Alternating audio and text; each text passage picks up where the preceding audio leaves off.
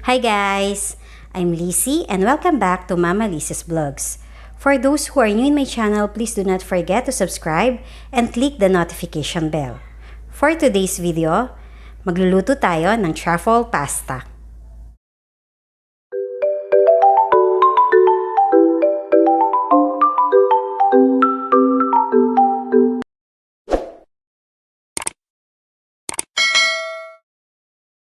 Konti lang ang kailangan nating ingredients para sa recipe na to. 170 grams butter, 3 pieces 250 ml all-purpose cream, 4 tablespoons ng truffle salsa, splash of white truffle oil, 100 grams parmesan cheese, salt and pepper, at 500 grams na pasta. First, lutuin muna natin ang ating pasta according to instruction. Once luto na ang ating pasta, iset aside muna natin ito.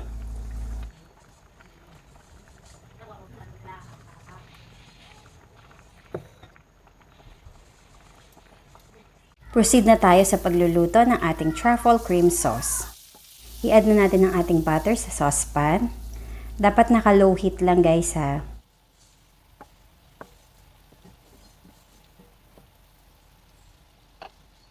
Tunaw na yung butter, idagdag na natin ng 3 packs of 250 ml all-purpose cream.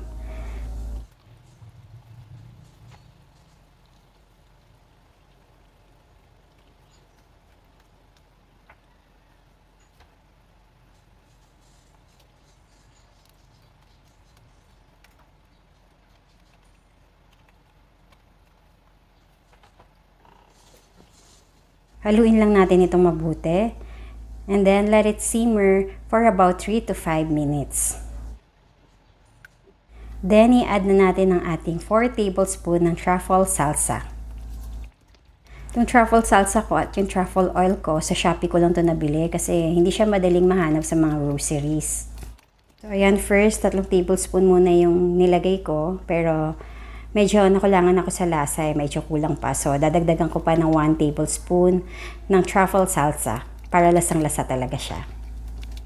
After ilang minutes ng pag-simmer, tapos na kagad siya. Ganun lang siya kadaling lutuin, yung ating truffle cream sauce. So, i-add na natin ngayon ang ating pasta. Tapos, make sure lang natin na makover lahat ng pasta ng ating cream.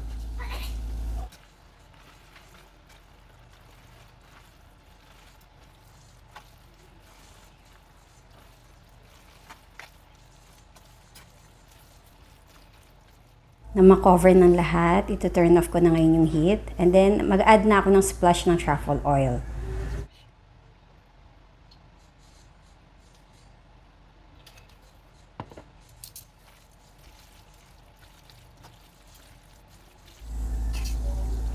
So, i-transfer na natin siya sa serving bowl.